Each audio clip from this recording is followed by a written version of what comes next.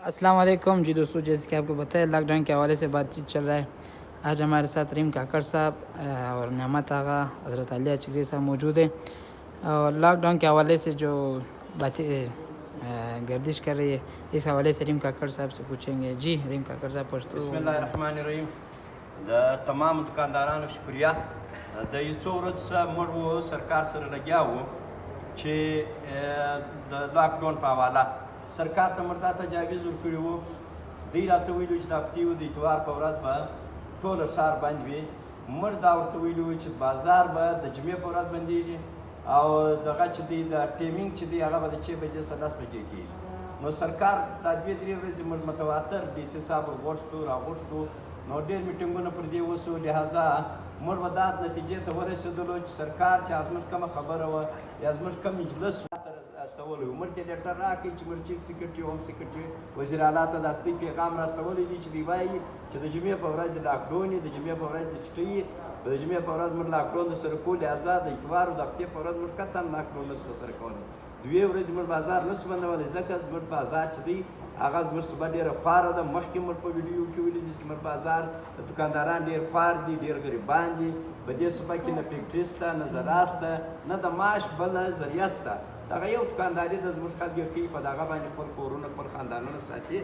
نو لهذا سبا د جمعې په ورځ چې موږ کوم دغه ورکړی وو تجاویز تر اوسه پر هغه عمل نه دی شوی.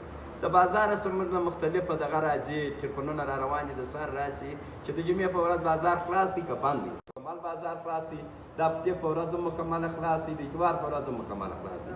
ځکه چې موږ حکومت په دا خبره نه سره جوړ شوي چې تر څو پورې حکومت زموږ خپله د جمعې د ورځې چټۍ نه راسره ومني، لاکډاون نه ومني، تر هغو پورې موږ د دوی هفته او اتوار نه منو. د هفتې په ورځ مو تمام دوکانداران ته زموږ دا اپیل دی چې وروره د هفتې په ورځ هم بازار مکمله خلاص دی، د اتوار په ورځ هم مکمله خلاص دی. په دې شی کې موږ هېڅ قسم لاکډاون نه منو.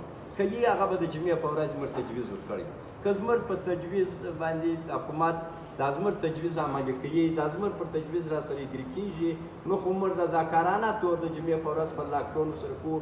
که چیرې نه را سره کېږي حکومت زموږ دا خبره نه مني، د جمعې د ورځې لاکډاون نه مني، نو موږ بیا د هفتې او د اتوار د ورځې لاکډاون نه منو.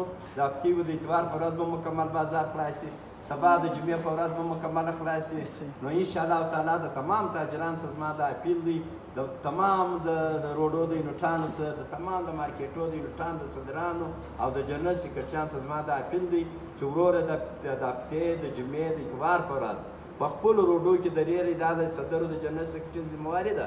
خپل روډونه به ټول خلاصوئ، په خپلو روډو کې به ولاړ یاست، که پولیس ته راځي، که مجسټریټ ته راځي، د هر چا مخ ته به درېږئ، ټیټ به درېږئ.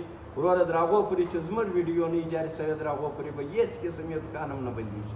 ځکه چې دا د سیزن شپې دي، ټول دوکانداران په کروړو په اربور پورې مالونه راوړي دي د دا یوې میاشتې لپاره چې په دا یوه میاشت کې بیا دوی ویلهیي دوی به وروره جانه په دې باندې خپله مزدوري کوي، بل د کال مزدوري به په باسي، د دوکان کرایه به په باسي، د مزدورانو مزدوري به په باسي، کوم لیبر د دوی سره کار کوي د هغو مزدوري به په باسي. نو لهذا سبا ټول ښار خلاص دی، د هفتې په ورځ خلاص دی، د اتوار په ورځ خلاص دی، خپل کاروبار به جاري ساتئ. ټول دوکانداران ته زه په پابندي سره وایم، ټول صدر جنرال سیکرټري د دې پابنده دي.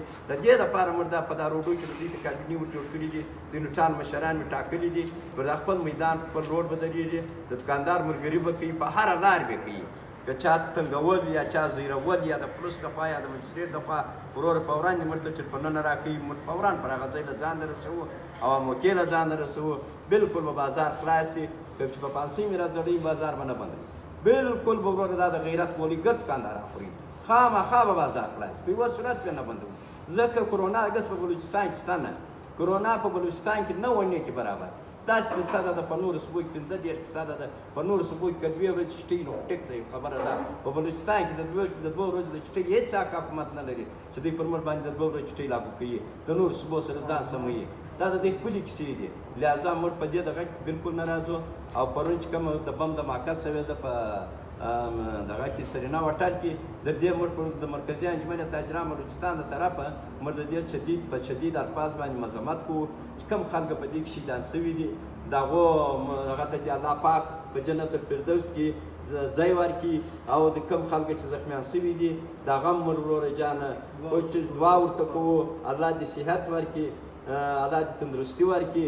نو لهذا حکومت خپل د دا ګمان روکتام وکړي، زموږ دکانداران دې نه ځړي، وروره پر دا دې زور ولګوي، د تخریبکاران دې ونیسي چې دلته زموږ په ښار کې تخریبکاري کوي. د دې بم د وجې زموږ ښار ګر سره دغه سنسان، لهذا دا د بمو د دې د وجې زموږ پر کاروبار ډېر بد اثر پرې وځي. حکومت په دغه زور ولګوي، امن امان دې بال کړي، زموږ د ښار د ستونزې دې بال کړي.